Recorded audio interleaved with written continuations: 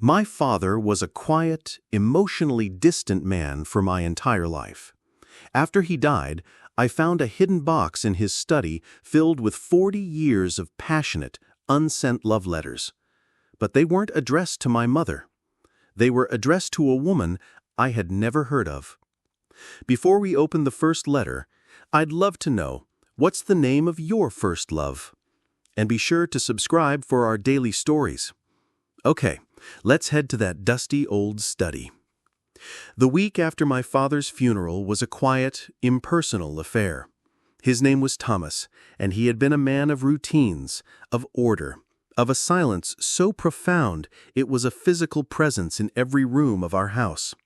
Now, it was my job, as his only son, to dismantle that order, to pack up the life of a man I had loved but had never, ever truly known. His study was exactly as he had left it. It was the room that best represented him, meticulously organized, profoundly silent, and completely and utterly devoid of any personal warmth. My father was a good man, an honorable man. He had provided for our family. He had been a loyal, if quiet, husband to my warm and wonderful mother, Eleanor. But to me, his son, he had been a ghost, a distant, monolithic presence at the head of the dinner table. His love was a thing you assumed was there, like the foundation of a house, but that you could never, ever actually see or touch. I had spent my entire life trying to earn a single, unambiguous word of praise from him, and I had failed every single time. I was on my knees, clearing out the space beneath his large, imposing oak desk, when my fingers brushed against a loose floorboard. Curiosity, a thing I had rarely felt in this house of predictable routines, got the better of me. I pried it open. And there, in the dark, dusty space beneath the floor, was a small, heavy, and intricately carved wooden box. It was locked. I found the small antique key hidden in the back of his desk drawer. I opened the box, and what I found inside was not a collection of old coins or forgotten legal documents.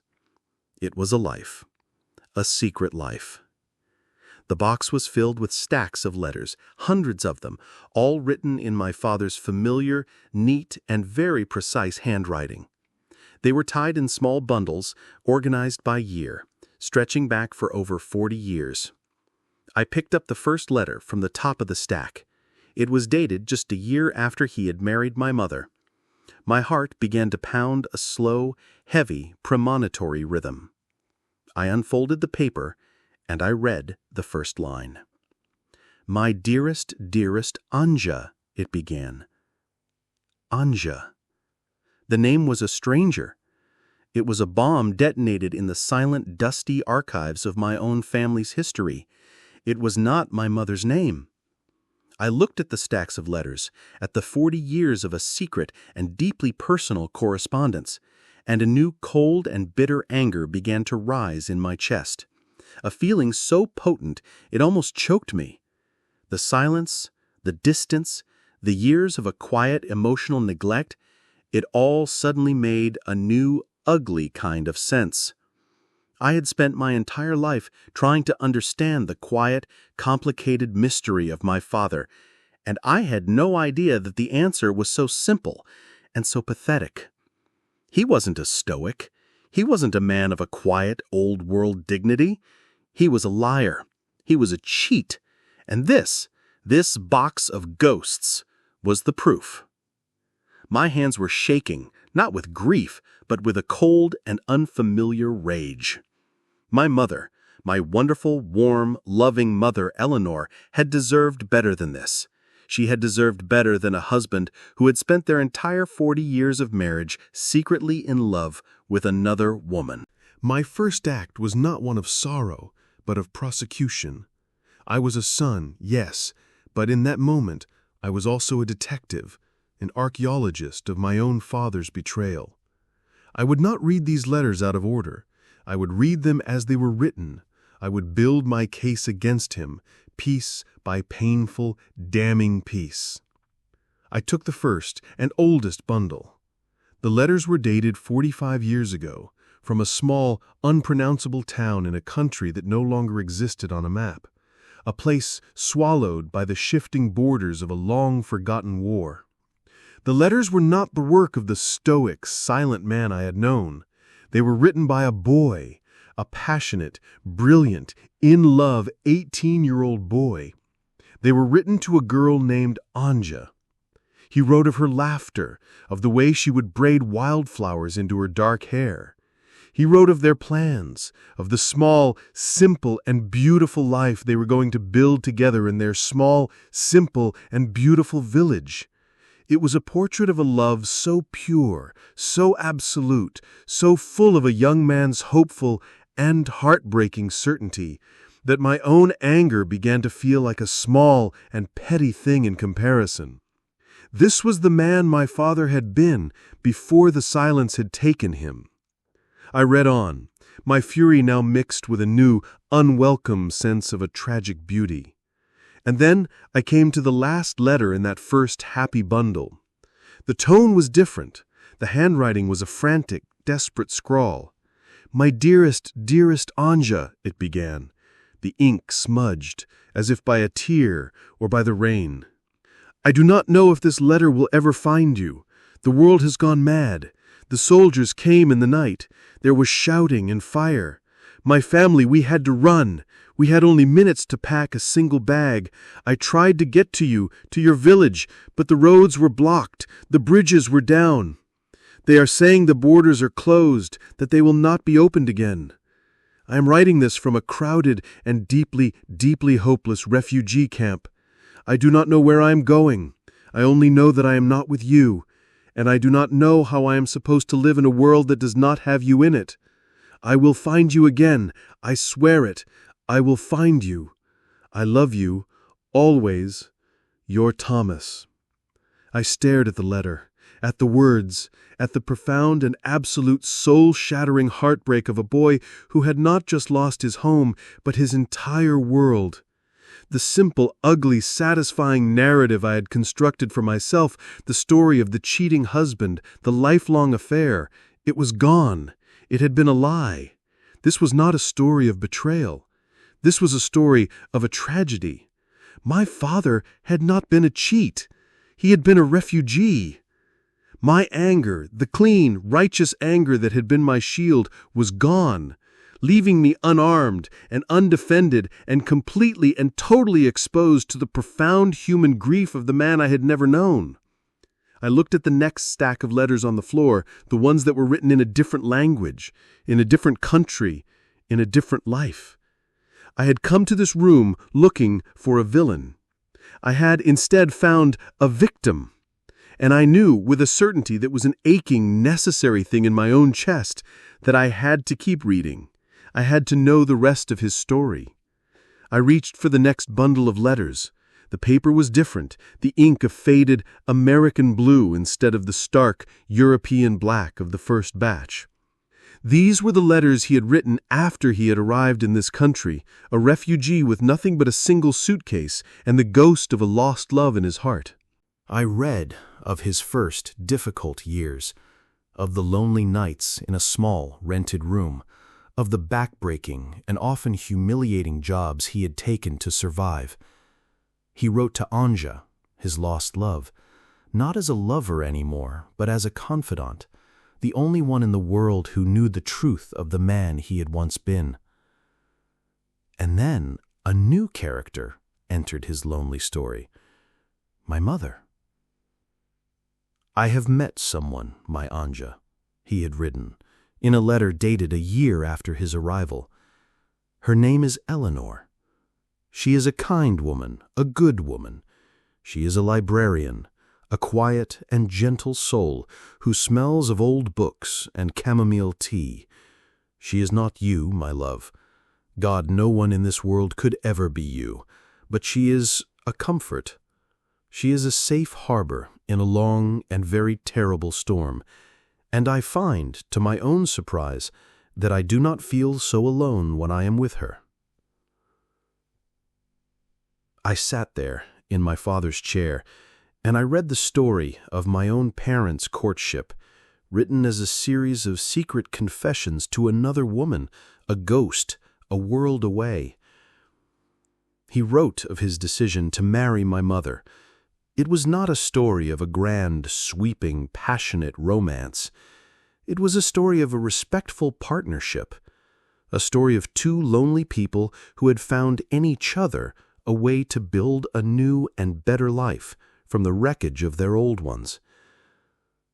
My own long-held childish resentment of my father's coldness towards my mother now felt like a profound, ignorant shame. He had not been cold to her. He had loved her, in his own quiet and broken way, as much as his shattered heart would allow. And my mother, my brilliant, empathetic mother, I now knew had not been a fool. She had been a woman who had seen the profound, hidden wound in a good man's soul, and she had loved him, not in spite of it, but because of it. And then I found the letter I had been, without knowing it, searching for my entire life. It was dated the year of my own birth. "I have a son, my Anja," he had written. His handwriting, for the first time in years, a little shaky, a little unsteady. "His name is Elias. He is so small, so perfect, and when I hold him in my arms, I feel a love so immense, so absolute, so terrifying, that it threatens to break my heart all over again. It is not the same love I had for you, that wild and youthful and careless love. This is something else, something heavier, something more real." I look at his small, innocent face, and I see not the past but the future. A future I have to be strong for, a future I have to protect. I have sworn to myself on my own life that I will be a good father to this boy. I will provide for him. I will keep him safe. I will be the rock for him that I was never, in the end, able to be for you. I sat back on my heels in the dusty, silent study. The life of my father no longer a cold, distant mystery, but a profound and beautiful human tragedy. I had spent my entire life feeling like a disappointment to him, a son he could not or would not connect with. I now knew the truth. His silence had not been a rejection of me. It had been a lifelong, sacred protection of a wound I had never known he carried. I looked at the final and thinnest bundle of letters that were still left in the box, the ones from the last few years of his life. And I knew I had to keep reading. I had to know how his story, our story, ended. The handwriting in these last letters was different. The steady, precise script of his youth was gone, replaced by the shaky, slightly spidery hand of an old man. They were letters written not with passion, but with a profound, weary sense of reflection. He wrote to Anja, his ghost, his confidant, about the silence in the house now that my mother, Eleanor, was gone. "The quiet is different now, my love," he had written. "It is not the comfortable, shared silence I had with her. It is an empty silence, a lonely one. She was a good woman, Anja, a better woman than I deserved, and I miss her." He wrote about me, his son, and the words were a punch to my own gut. "Elias is a good man," he wrote. "He is strong and honorable, and he has his mother's kind heart. But there is a wall between us, a wall I built brick by brick a lifetime ago. I do not know how to tear it down. I do not know how to tell him the story of the boy I once was, the boy you knew, and I fear I will go to my grave a stranger to my own son." The final letter in the box was dated just 1 week before he had died. The handwriting was almost illegible, a faint, spidery scrawl.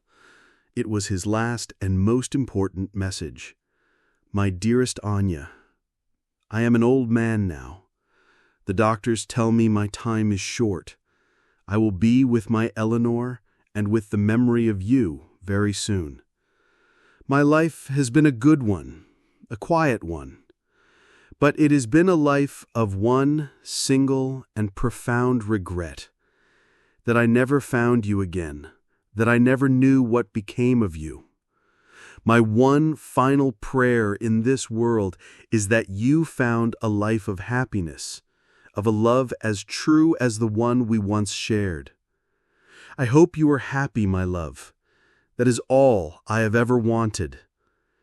These words, this lifetime of a love I have carried in my heart, will now, I am sure, die with me, a final, unspoken secret. I love you, always. Your Thomas. I finished the letter, and a powerful and unshakable resolve settled in my heart. My father's last regret, his final prayer, it was a thing I could not and would not let go unanswered. He thought his story was over, but he had left a son behind, a son who was, for the first time, beginning to understand the profound, beautiful, and tragic story of his own father. I stood up. I carefully and reverently placed all the letters in their correct chronological order back into the small wooden box. I walked out of the study and into my own modern world. I sat down at my laptop. I did not check my work emails. I did not look at the stock market. I did one single important thing. I booked a one-way flight to a small and forgotten country on the other side of the world. I looked at the plane ticket on my screen and then at the small wooden box that I had placed on the desk beside me. My father had spent 40 years of his life writing a story he believed would never have a final chapter. He had had no idea that he had left a son behind who was about to write it for him. I wasn't just going to his homeland. I was going on a pilgrimage. I was going to deliver my father's last and most important message, and I would not come back until I had found her. I flew into a country I had never seen, a place I had only ever known through the faded black and white photographs of my father's youth and the beautiful romantic prose of his letters. The air smelled different. The language was a foreign musical river all around me, and yet everywhere I looked, I saw him. I saw his ghost in the faces of the old men who sat in the cafes, in the ancient cobblestone streets of the capital city. I took a train from the city out into the countryside to the small, forgotten village his letters had described. It had changed, of course. The 45 years that had passed since he had been forced to flee had not been kind. The old, beautiful buildings he had written about were now crumbling, ghosts of their former selves. My search for Anja felt, at first, like a fool's errand. I was a stranger in a strange land, searching for a woman who was now in her 60s, a woman whose name no one seemed to remember. I would show her photograph, a small, beautiful black and white picture of a smiling 18-year-old girl that I had found tucked into one of the letters, to the old men in the village square. They would just shake their heads, their own eyes full of the ghosts of 1,000 other lost girls from a long and very brutal war. I spent 3 days in that small, sad village, a growing, cold despair beginning to settle in my own heart. I had come all this way. I could not fail. Not now. The breakthrough came, as it so often does, in a quiet and unexpected place. I was in the small, dusty back room of the local parish, looking through the old handwritten birth and death records with the help of a kind elderly priest. And then I saw it. Her family name, and next to it, a note. Her family had left, yes, but she, Anja, had stayed. There was a more recent address, from a decade ago, in a slightly larger and more prosperous university town, about 50 miles away. I drove to the new town, my own heart a frantic, nervous drum of a new and fragile hope. It was a beautiful place, a town that had been spared the worst of the country's violent history. I found the address.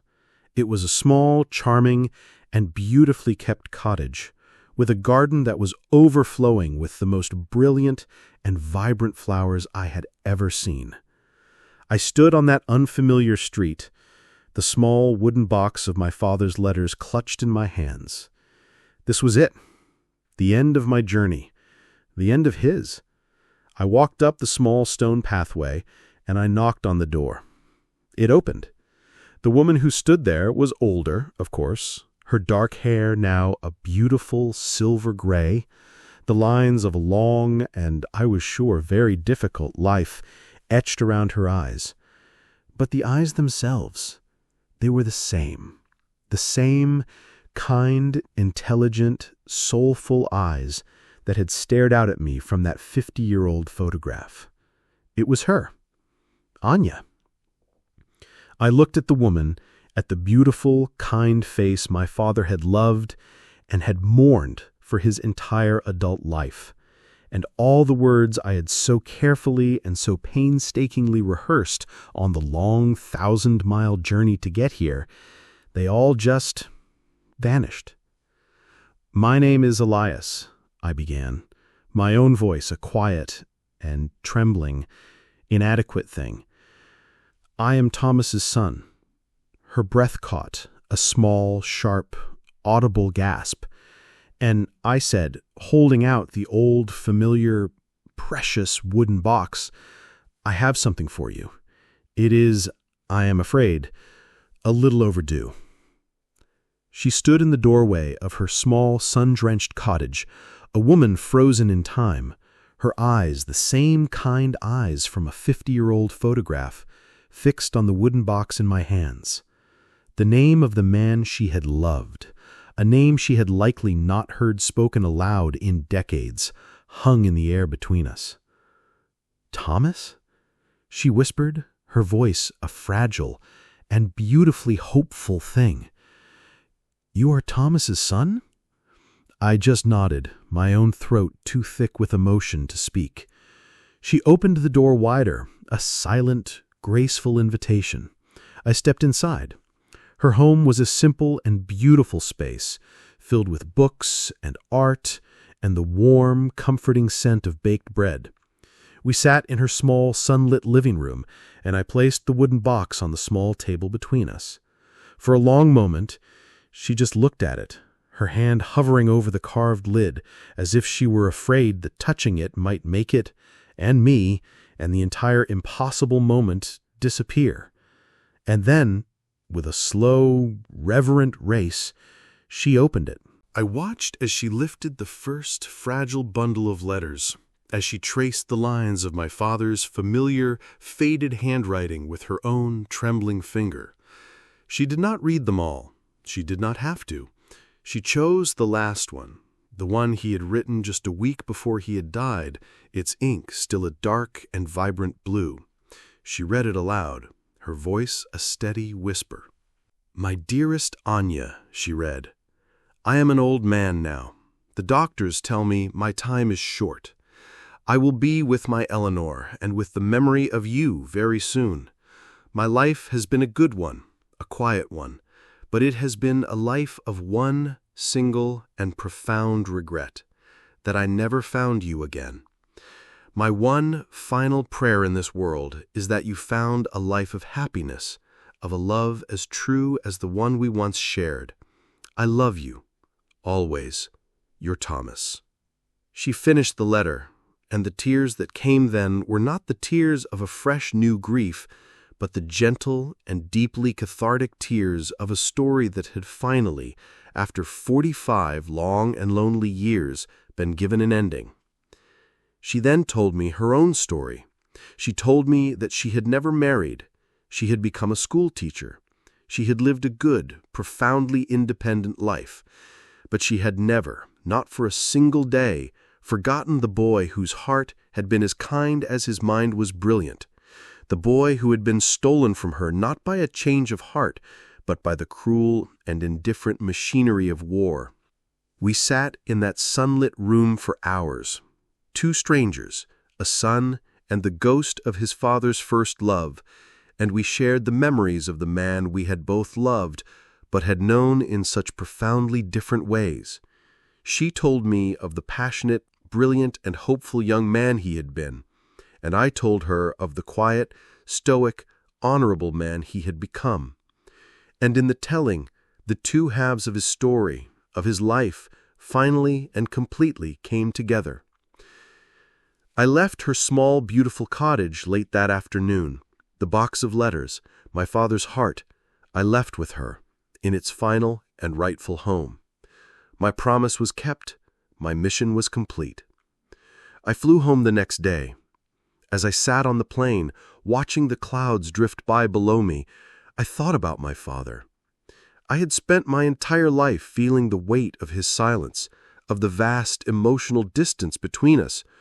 I had thought it was my failure, a son who was not good enough to earn his own father's affection. But I knew the truth now. His silence had not been a rejection, it had been a sanctuary, a sacred and lifelong space where he had kept the memory of his first and most profound heartbreak safe. My journey had not just been about delivering a box of old, unsent letters. It had been about finally, after all these years, being invited into that silent, sacred space. I had not just found my father's long-lost love. I had, in the most strange and unexpected beautiful way, finally and truly found my own father. And I knew with a certainty that was a peaceful, healing thing in my own heart, that he was, at long last, finally at peace. An absolutely beautiful and heartbreaking story about a love that transcended time and war, and a son's journey to understand his father. What do you think of the father's lifelong secret? Let us know your thoughts on this incredible, emotional story in the comments below. If you were moved by this powerful story of healing and understanding, please show your support by hitting that like button and be sure to subscribe for more thought-provoking and emotional stories. Don't forget to click the notification bell so you never miss an upload. Thanks for watching, and we'll see you in the next one.